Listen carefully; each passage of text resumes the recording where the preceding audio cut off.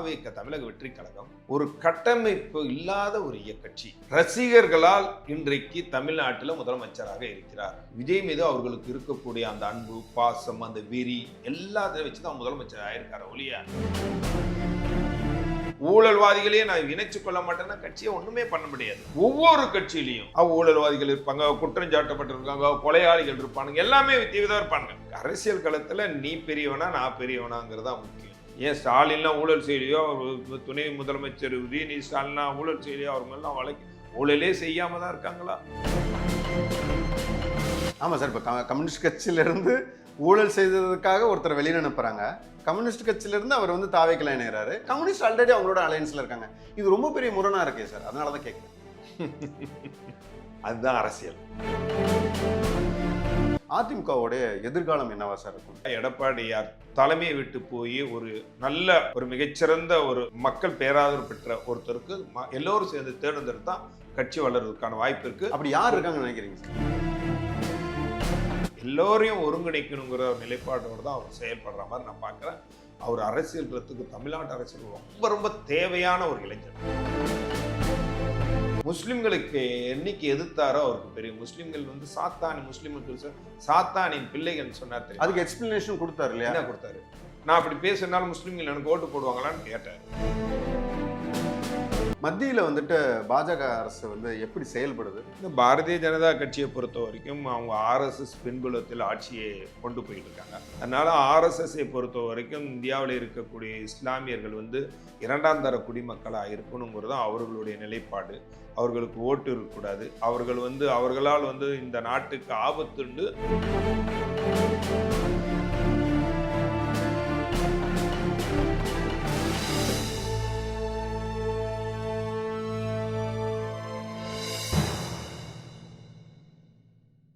எலெக்ஷனுக்கு முன்னாடியே அதிமுகவும் தாவேகவும் இணையறதுக்கு உண்டான பேச்சு நடந்தது.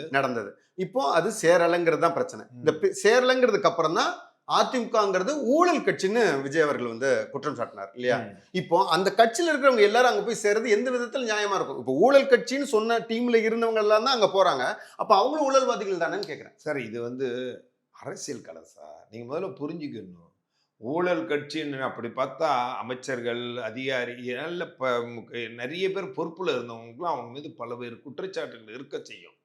குற்றச்சாட்டுகள் அவர்கள் நீதிமன்றத்தால் தண்டிக்கப்பட்டுட்டாங்கன்னா ஓகே. நீங்க அதான் சார், நானும் நீங்களும் சொல்லிக்கலாம் சார். வெளியில இருந்து பேசுறவங்கல்ல, அந்த கட்சியின் தலைவர், அதாவது இப்போதைய முதலமைச்சரான விஜய் அவர்கள் சொல்லியிருக்காங்க அதிமுக ஊழல் கட்சின்ட்டு.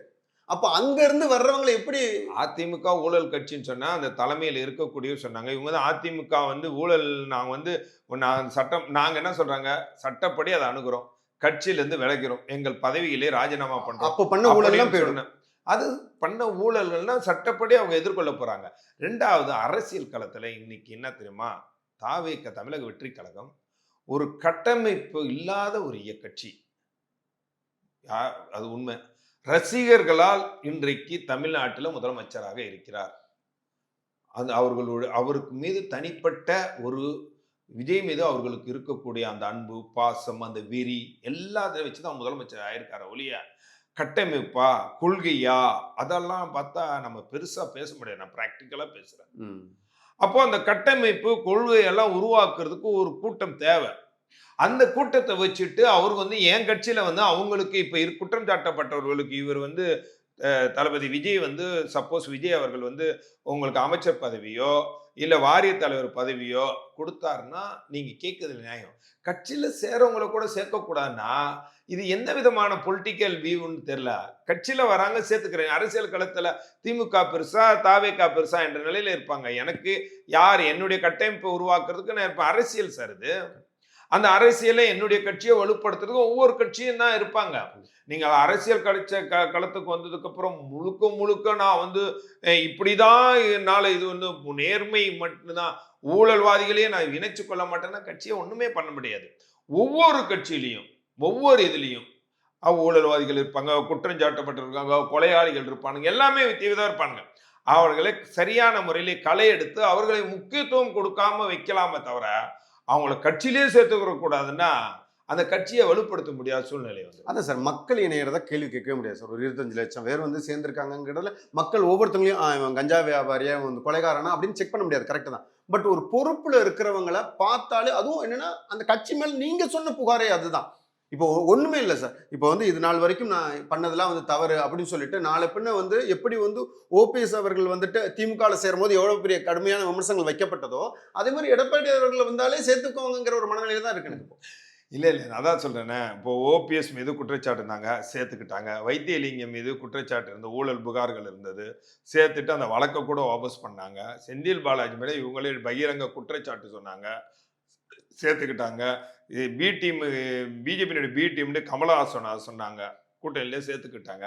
அதுதான் அரசியல். அதான் சார், அவங்க அப்படி பண்ணுவாங்கன்னு தெரிஞ்சனால தான் இவங்களுக்கு ஓட்டு போட்டுறது. அது இல்ல, நீங்க ஆட்சியில் இருக்கும்போது அவர்களுடைய பேச்சு கேட்காம உங்களுடைய சுயமாக ஒரு முடிவெடுத்து ஆட்சியில ஊழல் இல்லாத ஆட்சி, மக்களுடைய வரிப்பணத்தை எந்த வகையில வீணடிக்காம உங்க ஆட்சி காலத்துல நீங்க செய்யணுங்கிறதுக்கான தான். அதுக்காண்டி அவங்களே எல்லாம் சேர்க்கவே கூடாதுண்டா அப்புறம் அரசியல் காலத்துல வந்து ஒன்றும் பண்ண முடியாது. அரசியல் களத்துல நீ பெரியவனா நான் பெரியவனாங்கிறதா முக்கியம். அந்த பெரியவனாங்கிறது ஆட்சி. ஏன்னா தமிழக வெற்றி களத்துக்கு கட்டமைப்பு உண்டு. கரெக்டா இது இல்லாம கட்சி ரீதியாக கட்டமைப்புங்கிறது பெருசா அளவுல இருக்கிற மாதிரி எனக்கு தெரியல. அதையெல்லாம் இனிமேல் உருவாக்கக்கூடிய சூழ்நிலையில் அவர்கள் இப்படி இந்த கட்டமைக்காண்டு சேர்த்துக்கிட்டு இருக்காங்க. ஆனா நீங்க சொல்ற மாதிரி அவங்களுக்கு ஒரு எம்எல்ஏ தேர்ந்தெடுத்து அவங்களுக்கு அமைச்சர் பதவி மீண்டும் கொடுத்து வழக்கு முடிகிறதுக்கு முன்னாடி கொடுத்தாங்கன்னு நீ சொல்லாம செந்தில் பாலாஜி செயல இருக்கும் போதே அமைச்சரா வச்சுக்கிட்டு சம்பளத்தை கொடுத்தாங்க திமுக. இவங்களுக்கு முதலமைச்சர் விஜய் வந்து இவர்களை எப்படி அணுகுறாரு, எந்த அளவுக்கு இவங்களை வச்சிருக்கிறாரு. ஸ்டேஜ்ல ஏத்தி மரியாதை கொடுக்கறத விட வேற என்ன சார் வேணும்? அதுதான் சொல்றேன். ஸ்டேஜ்ல எத்தனை மரியாதை கொடுத்தாரு, அமைச்சரா உட்கார வச்சு மரியாதை கொடுக்கல. வாய்ப்புகள் இருக்குன்னு சொல்றாங்க. வாய்ப்புகள் இருப்பதற்கான வாய்ப்புகள் இல்லைன்னு நான் நினைக்கிறேன். இந்த பை எலெக்ஷன்ல வாய்ப்பு இல்லை. இல்ல அது சார், நான் அவங்க என்ன சொல்றாங்க, ஒரு கட்சிக்காக சூழ்நிலையில் அவங்க வந்து சட்டமன்ற உறுப்பினர் ராஜினாமா பண்றாங்க. அவர்கள் சட்டமன்ற மக்களை போய் சந்திக்க போறாங்க. நான் ஊழல்வாதின்னா நீங்க என்ன தண்டிங்கன்னு கேட்க போறாங்க. மக்கள்கிட்ட கேட்கணுமா சார்? ஆமா, மக்கள்கிட்ட கேட்டு மக்கள் தீர்ப்பு கொடுப்பாங்க. ஆமா, மக்கள் தீர்ப்பு கொடுக்க போறாங்க சார். என்ன சார், ஒரு கேஸ் போட்டு ஜட்ஜி தீர்ப்பு கொடுக்கறது தானே நியாயமா இருக்கும்? ஒரு ஜட்ஜ்மெண்ட் வர்றது ஜட்ஜி யாரு சார்? மக்கள் வாக்காளர் தான் ஜட்ஜி. வாக்காளருக்கு தான் ஜட்ஜி. அது தேர்ந்தெடுக்கிறது இல்ல சார். ஒரு அவங்க தான் சார் ஜட்ஜி. ஆனா பட் அது அவங்களுக்கு தெரியாதுல்ல. இப்ப மக்கள் எல்லா நேரத்திலும் சரியான ஆட்சி, இப்ப நீங்க உங்களோட கூற்றின்படியே பாத்தீங்கன்னா அதிமுக இல்லாம திமுக கூட தேர்ந்தெடுத்திருக்காங்க இல்லையா? உங்களோட கூற்றின்படி அப்போ மக்கள் தப்பா தேர்ந்தெடுத்திருக்காங்கன்னு தானே அர்த்தம்? இல்ல, அது மக்களுடைய முடிவுக்கு நம்ம கட்டுப்படணும். புரட்சி தலைவர் அம்மா மீது கூட ஊழல் புகார்கள் இருந்தது, அம்மா தேர்ந்தெடுக்கலையா? மக்களுடைய இதுக்கு வந்து சட்டம் ஒரு புறம் இருந்தாலும் மக்கள் தான் மகேசன் தீர்ப்பு. அந்த தீர்ப்பு அடிப்படையில் இப்போ ராஜினாமா பண்ணியிருக்கக்கூடியவர்களுக்கு மீண்டும் சீட்டு கொடுத்தாங்கன்னா மக்களை போய் சந்திக்கட்டும். மக்கள் அவங்களை தண்டிக்கணும்னா தண்டிச்சு டெபாசிட் இலக்க வைக்கட்டும். அதை புரிஞ்சுக்கணும். அதுக்கான மக்கள் வந்து சரியான பாதையை தேடணுங்கிறத மக்கள் இவங்களுக்கு தான் வாக்களிக்கணும்னு நான் சொல்லவே இல்லையே. இவங்களுக்கு மீண்டும் ஒரு வாய்ப்பு கொடுங்கன்னா, உங்களுக்கு இவர் வந்து இப்படி பண்ணது தப்பு. என்னன்னா ஒரே ஒரு நீங்க பல்வேறு கோணங்கள்ல பார்க்க, ஆனா ஒரு பார்வையில பாருங்க, கட்சி தலைமை மீது கோபம் ஏற்பட்டு கட்சி தலைமை இவர்களுடைய பதவி எல்லாம் புடுங்கும் போது இவர்களுக்கு இது எல்லாத்தையும் இழந்துட்டு இந்த ஒரு கட்சியில செயல்படுறது எடப்பாடியரை தான் தூக்கி பிடிச்சி இருக்கணுங்கிறது வந்து அவசியம் இல்லாதது. இல்லை சார், இப்போ நான் வந்து ஒரு லேமேனாக கேட்குறேன். இப்போ நான் ஒரு தொகுதியில் வந்துட்டு எம்எல்ஏவாக இருந்து வின் பண்ணி, ஒரு கட்சியின் சார்பாக நின்று வின் பண்ணி நல்லது பண்ணியிருக்கும் பட்சத்தில் அந்த கட்சியோட தலைமை சரியில்லைன்னா நான் ராஜினாமா பண்ணிட்டு தனியாக சுயேட்சை நிலையில் ஓட்டு போடுவாங்கல்ல. நான் நல்லது பண்ணியிருந்தா, மக்களுக்கு நல்லது பண்ணியிருந்தா, மக்கள் நல்ல மகேசன் தீர்ப்பு கொடுப்பாங்கன்னா நான் தனியாக நின்று ஜெயிக்கலாமே சார். அப்படியாப்பட்ட மிகச்சிறந்த மனிதராக இருந்த சங்கரையா வந்து கட்சியிலிருந்தே தோக்கடிச்சது மக்கள் சார். இன்னைக்கு தமிழ்நாட்டை பொறுத்த வரைக்கும் அதாவது வந்து அரசியல் பலம், பின்புலம், இதை வச்சு தான் மக்கள் ஓட்டு போடுவாங்க. நீங்க பார்த்தீங்கன்னா சமூக ஆர்வலர்கள், இந்த சமூகத்துக்காக எத்தனையோ மக்கள் உழைச்சவங்கெல்லாம் இன்றைக்கு புறந்தள்ளப்பட்டு இன்னைக்கு இருக்கிறாங்க சார். அதனால மக்கள் இன்னைக்கு தமிழ்நாட்டை பொறுத்த வரைக்கும் அரசியல் பின்புலத்தோடு நிற்கக்கூடியவங்க தான் மக்கள் தேர்ந்தெடுப்பாங்க. அதை வைத்துக்கொண்டு மக்களுக்கு நம்ம வந்து நல்லது செய்யறதா, கெட்டது செய்யறதா, ஊழல் செய்யறதா அவங்க முடிவு எடுக்கணும். ஏன்னா இப்போ சேர்ந்திருக்க வந்துலாம் நல்லவர்கள் என்று நான் சொல்லலை. ஆனால் அவர்களும் குற்றம் சாட்டப்பட்டிருக்குது. கெட்டவர்கள் ஒன்றும் சொல்ல முடியாது. குற்றம் சாட்டினா அவர்கள் சட்டப்படியான அதை வந்து இது பண்ணணும். சட்டப்படியாக அவங்க அணுகணும். சட்டப்படியாக அவர்கள் தங்களை காப்பாற்றுக்கணும். அதனால வந்து இப்போ பார்த்தா திமுகல இருக்கக்கூடிய பல பேர் வந்து சட்டப்படி தண்டிக்கப்படக்கூடிய நிலையில இருக்காங்க. சட்டம் கண்டுக்கிறாம இருக்கிறதும் பல பேர் இருக்கிறாங்க. ஊழல்வாதிகள் இல்லன்ட்டு யார் மேல இப்ப சொல்ல முடியுமா? ஏன் ஸ்டாலின்லாம் ஊழல் செய்யலையோ, அவரு துணை முதலமைச்சர் உதயநிதி ஸ்டாலின்லாம் ஊழல் செய்யலையோ, அவர் மேலலாம் வழக்கு ஊழலே செய்யாம தான் இருக்காங்களா? அதானே சார் உங்களுக்கு வாய்ப்பு கொடுத்துருக்கோம். நீங்களும் ஊழல்வாதிகளை கூட்டு வந்தீங்கன்னா நான் என்ன தானே சொல்லல. கேட்கறாங்க. ஊழல் அதுக்கான கம்பேரிசன் பண்ணல. அதனால ஊழல்வாதிகளா இருந்தா அவங்க சட்டப்படியான வந்து அவங்க நீதிமன்றத்துல அவங்க அணுக போறாங்க. அத பார்க்க போறாங்க. சட்டப்படியா அவங்க முடிவு எடுக்கட்டும். ஆனா கட்சியில சேர்க்கிறதே வந்து கூடாதுன்னா, நீங்க கம்யூனிஸ்ட் சொல்லுவாங்க ஊழல்வாதிகள்ன்னு. கம்யூனிஸ்ட் கட்சியில போனா கூட சேர்த்துக்குருவாங்க. ஆமா சார். இப்ப கம்யூனிஸ்ட் கட்சியில இருந்து ஊழல் செய்ததுக்காக ஒருத்தர் வெளியில அனுப்புறாங்க. கம்யூனிஸ்ட் கட்சியில இருந்து அவர் வந்து தாவேக்குல இணையறாரு. கம்யூனிஸ்ட் ஆல்ரெடி அவங்களோட அலையன்ஸ்ல இருக்காங்க. இது ரொம்ப பெரிய முரணா இருக்கே சார். அதனால தான் கேட்கிறேன். அதுதான் அரசியல். அரசியல் களத்துல அ ப பலவேறு பார்க்கணுங்கிறது உண்ம. ஆனா அரசியல் களத்துல இந்த லாஜிக்கு, நேர்மை, புனிதம் இதெல்லாம் ரொம்ப பார்க்கிறது யாருமே இல்ல. பார்த்தாங்கன்னா, அவங்க மேல் ஒரு களத்தை வந்து அரசியல் களத்துல ஒரு கட்டமைப்போட நிக்க முடியாதுங்கிறது அவர்களுடைய பார்வையா இருக்குது. அதிமுகவுடைய எதிர்காலம் என்னவா சார் இருக்கும்? இரட்டலையா இருக்கலாம் அல்லது அதிமுகவா இருக்கலாம். அதிமுக அருமையான கட்சி. அதிமுக எதிர்காலம் நல்லா அமையணும்டா, எடப்பாடியார் தலைமையை விட்டு போய் ஒரு நல்ல ஒரு மிகச்சிறந்த ஒரு மக்கள் பேராதரவு பெற்ற ஒருத்தருக்கு எல்லோரும் சேர்ந்து தேர்ந்தெடுத்தா கட்சி வளர்றதுக்கான வாய்ப்பு இருக்கு. அப்படி யார் இருக்காங்கன்னு நினைக்கிறீங்க சார்? இருக்காங்க. அது நான் தனிப்பட்ட முறையில இப்ப பேர் சொல்லக்கூடாதுன்னு பார்க்கிறேன். ஓகே. ஏன்னா நான் ஒருத்தர் பேர் சொன்னேன்டா என்னங்க நீ சப்போஸ் அந்த வீடியோ யாரோ பார்த்துட்டு எங்கள்லாம் உங்களுக்கு கண்ணு தெரியலையான்னு கேட்கக்கூடிய ஒண்ணும் இல்ல. ஒரு தொலைக்காட்சியில நான் பேசினேன். பேசும்போது ஒரு குறிப்பிட்ட நபர் யார் வந்தாருன்னா, அந்த தொலைக்காட்சி போயிருக்கும்போதே ஃபோன் வருது. நீங்க அவர் பேர் சொல்றீங்களே, என் பேர் சொல்லக்கூடாதா? உங்களுக்கு இவ்வளோ கூட பழகிருக்கீங்க யார் அப்படின்னு கேட்கிறாரு. ஒரு தொழிற்சங்கத்துல அதிமுகல முக்கிய நபரா இருந்தவரு என்கிட்ட அவர் கேட்கிறாரு. நாங்கலாம் வேலைக்கு தாகல. என்ன பேர்லாம் சொல்லக்கூடாதா? நான் வந்து பாலகங்கா சொன்னேன். அவரெல்லாம் அந்த கட்சிக்காக எவ்வளோ விசுவாசமா இருந்தவரு. இன்னைக்கு எவ்வளோ இதாகி போயிட்டாரே. ஒரு ஒரு தொலைக்காட்சியில சொன்னேன். போறாருன்னா அவருக்கு அவரு எதையாவது எதிர்பார்த்து போயிருப்பார்ன்னு நினைக்கிறீங்களா? அவருக்கு அப்படிப்பட்டவரும் இல்ல. நீண்ட காலமா பயணித்தவர். புரட்சித் தலைவர் எம்ஜிஆரோடையும் பயணித்தவர். அம்மாவோடவே தான் அவருக்கு ராஜ்யசபா பதவியெல்லாம் கொடுத்தோம். மாவட்ட செயலாளர் கொடுத்தோம். அவருக்கு கூட நீங்க வந்து சீட்டு குடுக்கல. காரணம் அவர்கிட்ட பணம் இல்லன்னு சொல்லி சீட்டு குடுக்கல. அப்ப என்ன விதமான அரசியல் நீங்க எதிர்பார்க்கிறீங்க? மாவட்ட செயலாளர் இருந்துட்டு, யாருக்கோ பணம் இருக்கிறங்கிறதுக்காண்டி துறைமுக தொகுதியில இன்னொருத்தருக்கு குடுக்குறீங்க. அப்படின்னு நான் கேட்டேன். அதனால அவரு போனாரு. அவரோட மிகச்சிறந்த ஒரு கட்சிக்காக விசுவாசம் உள்ளவர நீங்க பார்க்க முடியுமான்னு கேட்டேன். இன்னொருத்தர் கொஞ்ச நேரத்துல ஃபோன போட்டு முக்கியமான அன்னைக்கு சேர்ந்த ஒருத்தர் கேட்டாரு. எங்கள்லாம் உங்களுக்கு கண்ணு தெரியலையான்னு கேட்கிறார். அதனால இப்ப நான் இத சொன்னேன்டா அப்படி ஒரு பிரச்சனை தான். அன்னையிலேருந்து முடிவு எடுத்துட்டேன் சொல்றேன். சரி சார். இப்போ வந்து அடுத்ததா வந்து பார்த்தீங்கன்னா, அண்ணாமலை அவர்கள் வந்துட்டு த லீடர்ஸ் அப்படின்னு ஒரு அமைப்பை தொடங்கியிருக்காரு. விரைவில் அது வந்து அரசியல் கட்சியா மாறப்போகுது. அவருடைய வருகையை எப்படி சார் பார்க்குறீங்க? அவரெல்லாம் அரசியல் களத்துக்கு வரணும். மிக ரொம்ப திறமையானவர்.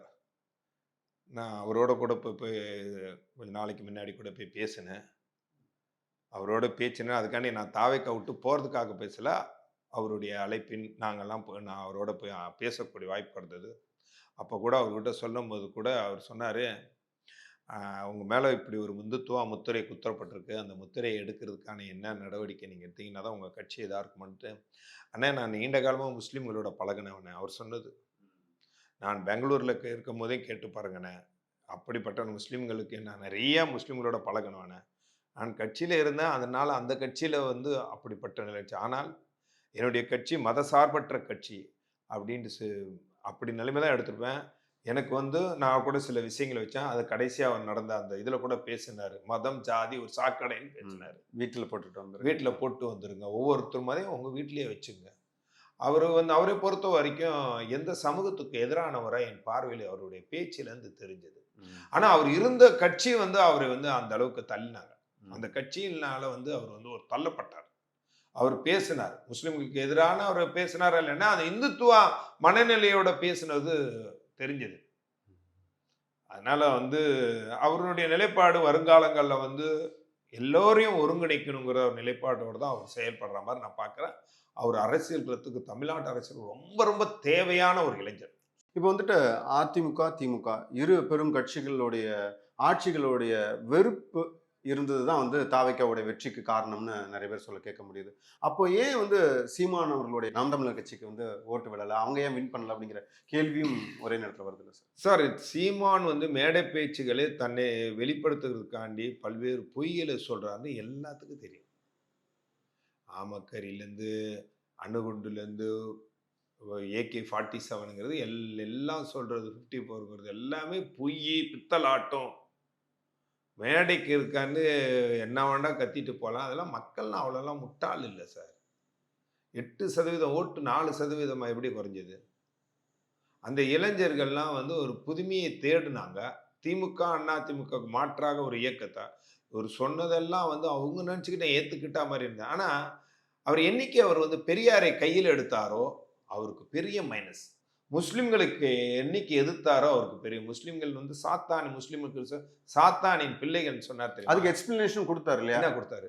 அடுத்த நாளே கொடுத்தாரு. அவர் லைக் ஒண்ணும் ஓட்டு ஓட்டு போடுறதுனால, கெட்டவங்களுக்கு ஓட்டு போடுறதுனால அது எப்படி இதாகும்? ம். கட்டவுன்னா அவனுடைய உரிமை சார். தனிப்பட்ட உரிமை. ம். நீங்க இந்த நிலையில நீங்க மாறிக்கிறீங்களா? இத எடுத்தீங்களா? வாபஸ் நான் ஏன் ஓட்டு போடணும்? நான் ஏன் மாறணும்? நான் அப்படி பேசுனால முஸ்லிம்கள் எனக்கு ஓட்டு போடுவாங்களான்னு கேட்டாரு. ம். அதனால அவருக்கு அந்த எனக்கு தெரிஞ்சு பல பேர் வந்து முஸ்லிம்கள் வந்து நாம் தமிழர் கட்சியில இருந்தாங்க. அதுலேருந்து நிறைய விலகிட்டாங்க. ம். சரி யாருமே எந்த சமூகத்தையும் வந்து ஒரு ஒரு தலைவன் வந்து தரைக்குறைவா பேசுறது கொள்றதை ஏத்துக்கிற மாட்டாங்க. அதனால வந்து அவருடைய நிலைப்பாடு இன்னைக்கெல்லாம் அவரெல்லாம் தமிழ்நாட்டுக்கு ஒரு தலைவனாலாம் யாரும் ஏத்துக்கிற முடியாது சார். அவர் வந்து என்னென்ன பொய்களே சொல்லி இலங்கை தமிழர்களை வச்சு இலங்கை தமிழருக்கு அங்க இருக்கக்கூடிய இலங்கையில இருக்கக்கூடிய அவங்க லீடர்ஸு பிரபாகரனுடைய பிள்ளைகள் உண்மையான பிள்ளைகள். இவர மாரி போலி இல்ல. அவர்கள் எல்லாம் இவர பத்தி விமர்சனங்கள்லாம் படிக்கும்போது, இப்படியெல்லாம் கூட ஏமாத்த முடியுமான்னு தெரியாது. அதனால மக்கள்லாம் யாரும் முட்டாள் இல்ல சார். இப்ப இப்ப தமிழக வெற்றி கழகம் இருக்கு. வாய்ப்பு குடுத்துருக்காங்க. இத எந்த முறையில பயன்படுத்துறாங்கன்னு பார்க்கணும். இல்லன்னா தூக்கி போட்டுருவாங்க. நீங்க என்னமோ உங்களுக்கு தான் ஒரு கடைசியில காலம் ஃபுல்லா அப்படிலாம் 1/4 நூற்றாண்டுக்கு முதலமைச்சரா இருப்பாரு. அரை நூற்றாண்டுக்கு இருப்பாரு. அதெல்லாம் இல்ல. மக்கள் வந்து தெளிவா கரெக்ட்டா ஓட்டு போடுவாங்க எந்த சமயத்துலன்ட்டு. திமுக, அதிமுக மீது வந்து ஒரு பெரிய தமிழ்நாட்டை இவர்கள் போல உயர்த்தி மாநிலத்தை உயர்த்தினவங்கன்னாங்கன்னா, உண்மையிலே கட்டமைப்பை உயர்த்தியிருக்காங்க. சமூக நீதியை பின்பற்றி கொண்டு போயிருக்காங்க. அது தலைவர்கள் கட்டுப்படும். ஆனா, ஊழல் தமிழ்நாட்டுல போல எங்கேயும் நடக்கல. எல்லா வகையிலும் அதிமுக ஆட்சி காலத்துல ஊழல். திமுக ஆட்சி காலத்திலயும் ஊழல். ஊழல் செய்யலன்னா சொல்ல முடியாது. இந்த ஊழல்களுக்கு ஒரு முற்றுப்புள்ளி வைக்கக்கூடிய இப்பைக்கு வரைக்கும் ஓரளவுக்கு பிடிச்சி இன்னைக்கு கூட அமைச்சரவை கூட்டத்துல தெளிவா பேசியிருக்காங்க. அமைச்சர்களுக்கு ஒரு உத்தரவு விட்டிருக்கிறாரு. அதனால வந்து அவர் ஒரு தெளிவான நிலைப்பாடோட தான் போறாரு. ஆனா அந்த நிலைப்பாடு அந்த கட்சியில இருப்பவர்கள் எப்படி பின்பற்றிருக்காங்க, அந்த கட்சியில இருக்கக்கூடிய பல பேர் கைது செய்யறாங்க. அவர்களுக்கு அதெல்லாம் நடக்க தான் செய்யும். அது போன நடக்க தான் செய்யும்னா நடக்கக்கூடாது. ஒரு சிலர் செய்ய தவறு வைத்துக்கொண்டு கட்சி மீது பழி சுமத்திட முடியாது. ஆனா திமுக, அதிமுக அப்படி இல்ல. தலைமையில இருக்க அத்தனை பேருமே அப்படி ஊழல் செய்வோம். கட்டிங் அப்படியே போகும். Okay sir. இப்போ வந்துட்டு இப்போ ஒரு கட்சியில இருக்கும்போது ஒண்ணு ஒரு ஒரு நிலைப்பாடு எடுத்துட்டு வெளியில வந்ததுக்கப்புறம் அது அகெயின்ஸ்டா பேசுறது வந்துட்டு அது ஒரு சிச்சுவேஷன் யூஸ் பண்ணிக்கிற மாதிரியான ஒரு சூழலா இருக்காது சார்? போன தேர்தல்ல திமுகவுக்கு மக்கள் ஓட்டு போட்டாங்க. இந்த தேர்தல்ல ஓட்டு போடல. அதனால அவங்க அவங்க ஏன் ஓட்டு போடல? மனநிலையை மாத்திட்டாங்கல்ல. மனநிலை மாறி இருக்குல்ல. மனநிலை மாறும். அதே போல அந்த ஒவ்வொரு கட்சியில இருக்கிறவனுக்கும் சூழ்நிலை மனநிலை மாறும். மக்கள் என்ன யார் அங்கீகரிக்கிறாங்க? எதை நோக்கி அங்கீகரிக்காங்க? அந்த அங்கீகாரத்தை நோக்கி தான் அரசியல்வாதி போக முடியும். அரசியல்வாதி அங்கீகாரத்தை நோக்கி இந்த மக்கள் இவர்களுக்கு வாய்ப்பு கொடுத்திருக்கிறாங்க. இந்த வாய்ப்பு வந்து இவர் எப்படி பயன்படுத்துறாரு? அதை நோக்கி போறது வந்து இயல்பானது. ஆனா அதுல வந்து அவங்க கட்சிக்கு நீ என்னன்னா ஏன் அந்த கட்சியிலேயே இருக்க வேண்டியதானே? அப்படின்னா அப்ப மக்கள் தீர்ப்புக்கு மரியாதை இல்லாம போயிடும். மக்கள் தீர்ப்புக்கு மரியாதை இல்லாம அது ஒரு ஒரு சிலர் வந்து வேற ஒவ்வொரு காரணங்களால தொடர்ந்து இருப்பாங்க. ஒவ்வொரு சிலருக்கும் ஒவ்வொரு காரணங்கள் இருக்கும்.